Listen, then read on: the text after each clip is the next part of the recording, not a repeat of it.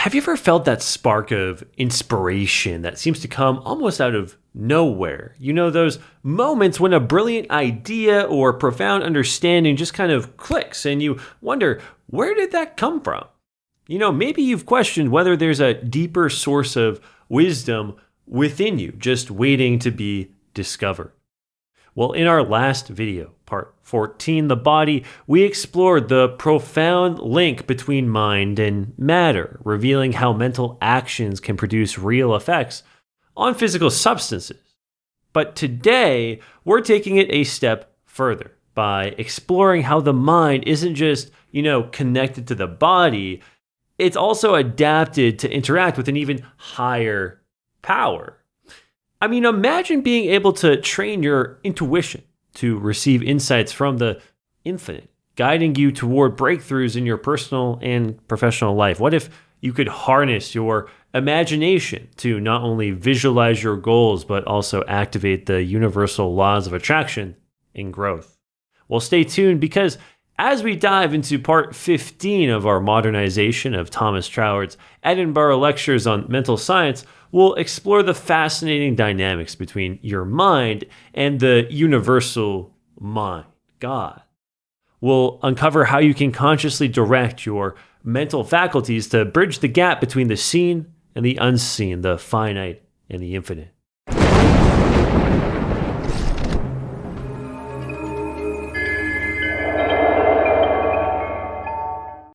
So far, we've explored how our physical body adapt to the actions of our minds.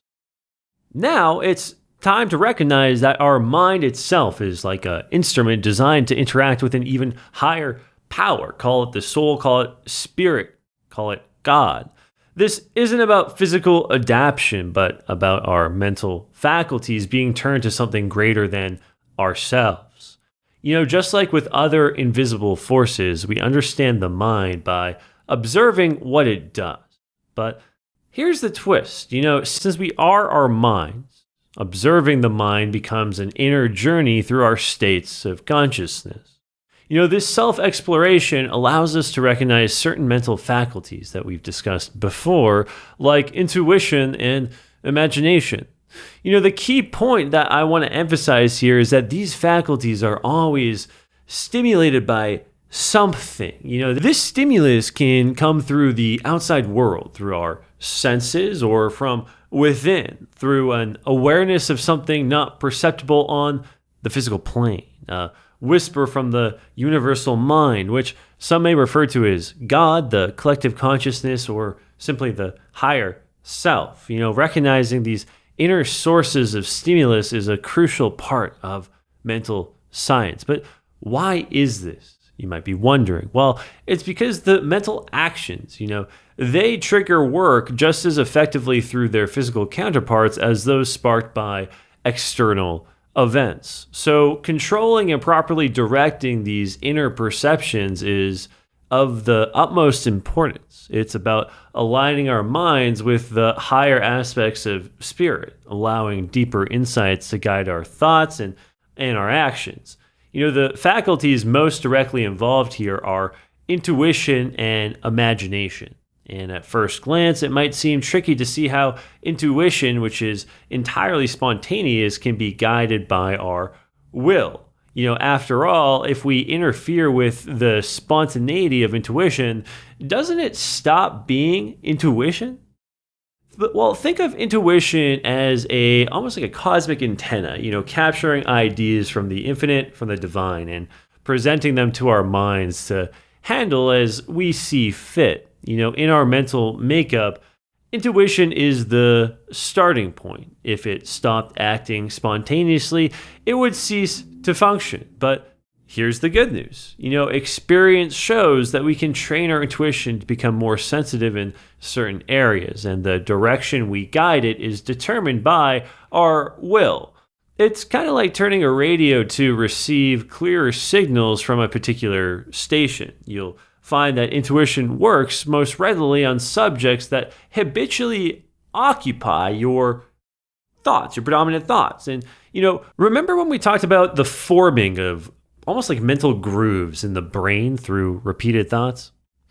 Physically, this can be explained by the formation of neural pathways, specifically adapted to ideas in that area, a concept known as neuroplasticity. Now, our brains, they're capable of recognizing themselves by forming new neural connections. Repeatedly focusing on certain ideas strengthen these pathways, making it easier to access related insights. But let's not forget that ideas themselves aren't caused by these molecular changes. Instead, they are the cause of them. Our focused thoughts influence these brain changes, reinforcing the connection between mind and brain. This brings us face to face with the eternal mystery of how spirit interacts with matter. Even if we trace matter through finer levels until it becomes something we call maybe spiritual substance, it's still not the intelligent thinking principle itself. The key here lies perhaps in the concept of vibration. At the most fundamental level, everything in the physical world is made up of energy and vibrations that can be measured. However, consciousness or spirit isn't something we can measure in the same way. It's the intangible source behind these physical phenomena. So we shouldn't think that ideas originate from molecular shifts in the brain. While our brains play a crucial role in processing thoughts, the origin of ideas may stem from a deeper level of consciousness beyond mere brain activity. Some people even feel activity in the upper part of their brains during an intuitive insight, a sensation like an expansion or perhaps an opening in that area. Now, herein lies a great reflection point. Have you noticed that your best ideas often come when you're deeply engaged with the subject or when you're in a relaxed state? How might intentionally focusing your thoughts enhance your intuition in that area? The fact remains that intuition works most freely in the direction where we habitually focus our thoughts. In practice, the best way to cultivate intuition in any area is to meditate on the abstract principles of that subject rather than just specific examples. Now, let's think about why this might be. Specific cases deal with particular phenomena, the laws operating under certain limitations, but principles of the law aren't bound by these localized conditions. When we meditate on these universal principles, we set our intuition free to explore infinite possibilities, unrestricted by pre-existing conditions. Whatever the theoretical explanation, you'll find that a clear understanding of fundamental principles in any field has a remarkably energizing effect on your intuition in that particular area. Recognizing our ability to direct our intuition is incredibly important as mental scientists. If our minds are attuned to the highest aspects of spirit, this power opens the door to really limitless knowledge.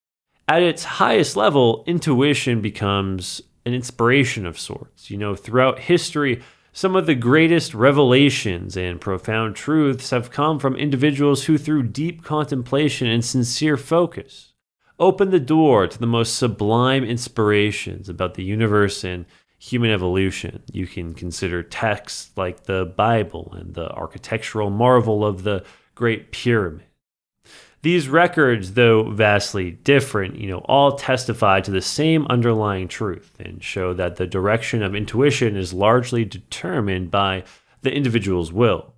Closely related to intuition is the faculty of imagination, and I'm not talking about fleeting, daydreams here, but our power to form mental images that we dwell upon. These images become a nucleus that activates the universal law of attraction, leading to the principle of growth. Here's how it works, or a way that you can think about it a little differently. Intuition captures an idea from the universal mind where all potential exists and presents it to the imagination in its essence. Our image building faculty then gives it a clear and definite form, which we hold in our mental vision. We then bring it to life by dwelling on it, infusing our own personality into it. And this personal element is crucial. It's how the universal law acts, specifically in relation to us. Whether we allow our thoughts to dwell on a particular mental image really depends on our will. Exercising our will depends on our belief in our power to use it, to dissolve or strengthen a mental image. Ultimately, our belief in this power hinges on recognizing our relationship to the source of all power. It's an unchanging truth that our lives will reflect our conception of the greater reality, whether that be positive or negative. And herein lies another great reflection point. How are you currently using your imagination to shape your reality? Can you identify a mental image or vision that you have consistently focused on lately? And, how has that influenced your experiences or outcomes? In this way, our intuition is related to our imagination, and this relationship has a physiological counterpart in the way our brain processes information. Intuitive ideas often originate in the higher or ideal part of the brain associated with abstract thinking and creativity. These ideas that engage the voluntary nervous system, which handles conscious thoughts and deliberate actions. And the process continues through the sympathetic nervous system, which manages the subconscious processes and automatic functions, and thus kind of completing a circuit, if you will. The ideas are then returned to the frontal brain, where they're consciously shaped into clear forms suited to a specific purpose. And this dynamic interplay reflects how our mental faculties and physical brain structures work together to bring ideas into tangible form. Throughout this process, the power of the will in regulating the action of both intuition and imagination must never be overlooked. Without this central control, we lose our sense of individuality, and that's why the ultimate aim of evolution is to develop individual wills guided by wisdom and understanding, making them fitting vessels for the expression of the Supreme Spirit. And this brings us to a profound question, which is, how can the universal mind, God, act in all its fullness on the plane of the individual and the particular? Well, the answer lies in achieving our conscious union between the individual mind and the universal mind. But what does this mean, and how do we accomplish it? Well, you can kind of imagine the universal mind as an infinite ocean of wisdom, creativity, and intelligence, a boundless source that permeates everything in existence, and our individual minds are like rivers flowing from this vast ocean. By consciously connecting with the universal mind, we tap into its limitless resources, allowing us to access insights, ideas, and creative energies far beyond our ordinary innate capabilities. This conscious union isn't just a lofty ideal, it's a practical pathway to enhancing our abilities and manifesting our desires. When we align our thoughts, intentions, and actions with the universal mind, we become channels through which the Supreme Spirit, God, can express its highest creative potentials. And in essence, the universal mind can carry the creative process to its highest stages only through this union with our individual minds.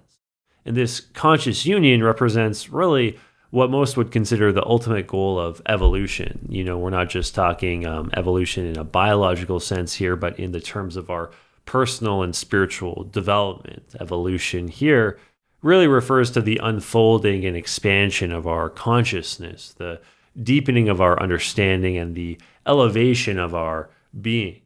Our successful development depends on recognizing this goal and, actively choosing to work towards it.